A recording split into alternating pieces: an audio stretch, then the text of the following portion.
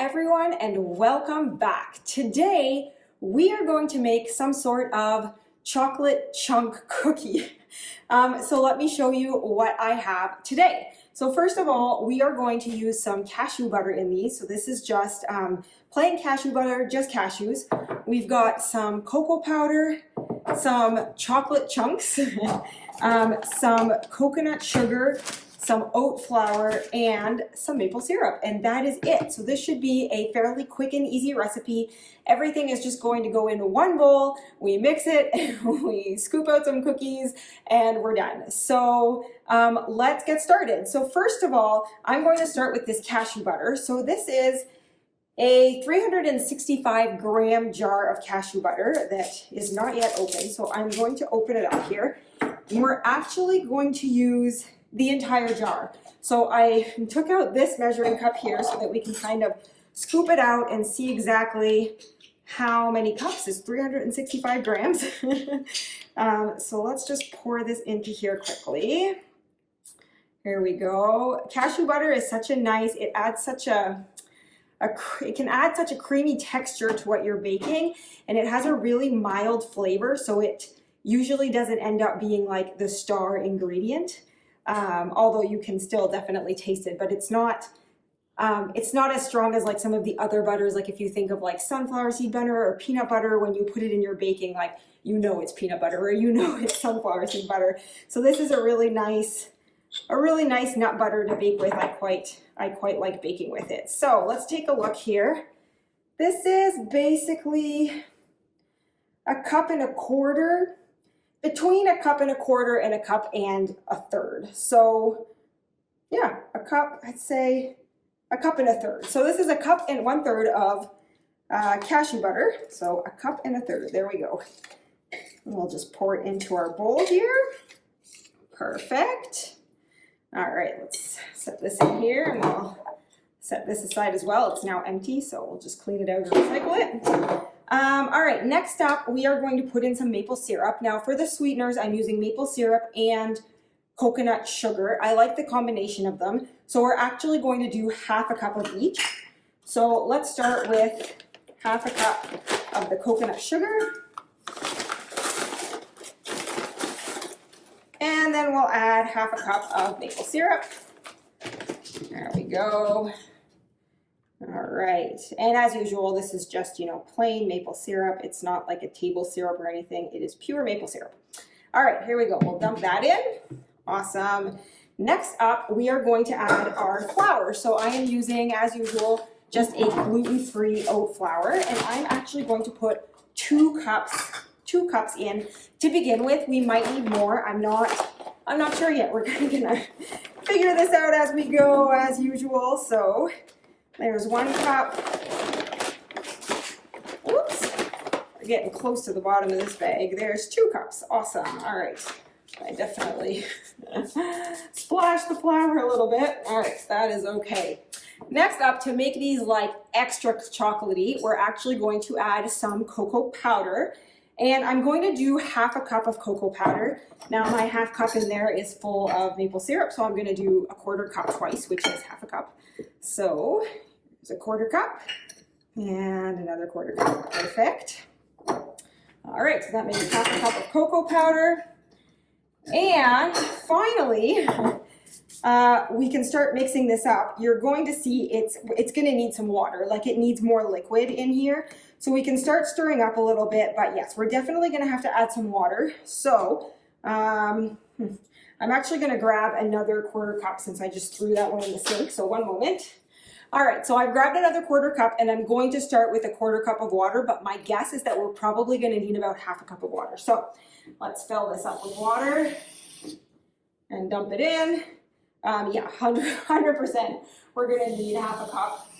So here we go. Let's start mixing this together and see what it starts looking like here. So you're going to get a nice, you want like a fairly thick batter. You don't want it to be too liquid, but you don't want it to be too doughy either. So we might have to add a little more water. We might be okay.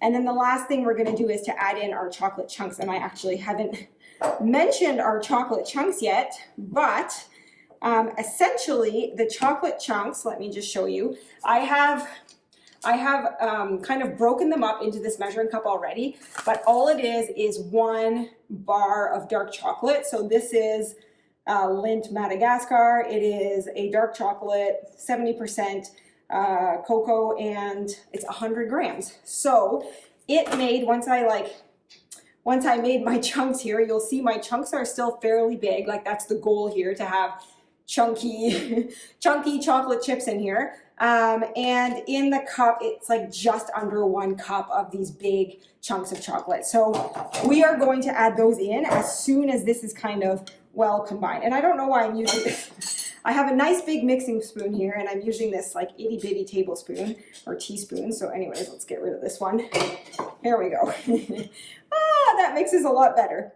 All right, so I'm actually gonna add another 1/4 cup of water. This batter is like not mixing very well. It's quite thick. So let's add another 1/4 cup here.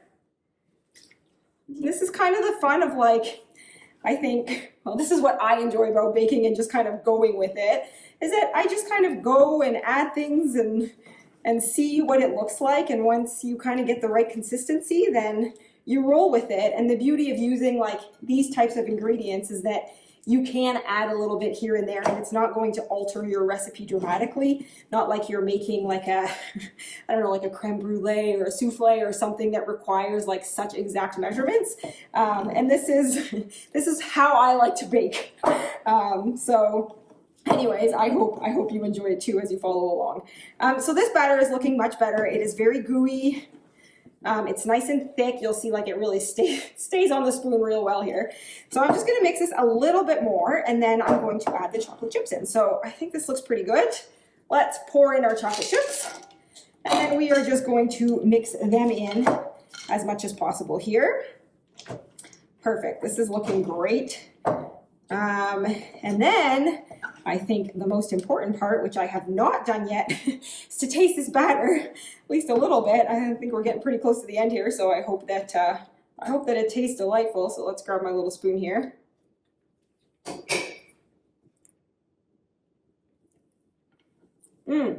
Okay. That is really good. I'm quite happy with it. It's just the batter itself is not like super sweet, but I didn't grab any chocolate in it. And so I'm just gonna leave it. I mean, if you really like very sweet cookies, you could add a little bit more coconut sugar or maple syrup, whichever you prefer. But I actually think this is good. I'm just gonna leave it like this. So our batter is now all mixed. It looks good. So what I'm gonna do now, I've got kind of like a messy station over here, but that's all right. I'm going to grab a cookie sheet, which I have prepared here. So I have a large cookie sheet just lined with parchment paper, and I'm just gonna grab my cookie scooper because I've forgotten it, so one moment. All right, so I'm back with my cookie scooper. You could easily just scoop this with a spoon as well. It would work just as well. I like using these because it makes like very precise cookie sizes. So we are going to just start scooping this like this, essentially. And you'll see like the chocolate chunks will very much, you know, some of them are bigger than my scooper, which is totally fine. That's the goal of these cookies, is to make them like extra chocolate chunky. If you want smaller chunks of chocolate, you can easily just break them up more. But basically, I'm just gonna line them on the tray like this. I will repeat this until all of my cookie dough is gone. And then I'm just going to, I won't make you watch me scoop all of this, but once they're all scooped on, I'm just going to lightly press them down like this and shape them like into a nice cookie shape. And I'll repeat that with all of them. Some of them have kind of like chocolate chunks hanging out the side, but that is okay. All right, so we're just gonna shape them like this. And then what I'll do is I'm going to put them into the oven at 350 degrees Fahrenheit, and I'm gonna start them at about 8 minutes, and then I'll check them every like 2 minutes after that. My guess is that it's going to take them kind of between 10 and 12 minutes. So that is all. I'm going to finish scooping these. Like I said, pop them into the oven. As usual, I did not preheat my oven, so like no need to preheat your oven. If you do choose to preheat your oven, baking time will be less. So just make sure you note that. So maybe start checking them earlier. But if you forgot to preheat your oven and you're like, oh shoot, no worries, because I never preheat my oven. So yeah, that's it. All right, I'm gonna finish scooping these and then I will come back when they are baked to show you the finished product. Thanks, see you soon. Hello and welcome back. I've just pulled these out of the oven. And I ended up leaving them in for 12 minutes. So I checked them around the 8-minute mark and then just kind of gave them a few more minutes to the 12-minute mark. And so basically I knew they were ready because when I touch them, like if you touch them like this, they are not super soft anymore. And you can easily just kind of lift them off like this without them crumbling apart. So they're still very soft and very hot. They're still very soft because obviously they just came out of the oven, but they are keeping their shape very well. Usually one of the telltale signs that like a cookie is ready is, you know, some light browning around the edges or whatnot, but it's very hard to see browning around the edges of a brown cookie. So typically what I do is I'll just kind of try to lift them up like this, feel them to see if they're not too crumbly anymore, and then I pull them out. So, I mean, you can see a little bit of browning kind of on the edges. You can see that if you look very closely. But yes, I would say between 10 and 12 minutes in a non-preheated oven is probably golden. Obviously, every oven is different, so it might be a little bit different for you depending on your oven. So just, I would say start checking them after 8 minutes. So this actually ended up making 21 cookies, which is a nice amount.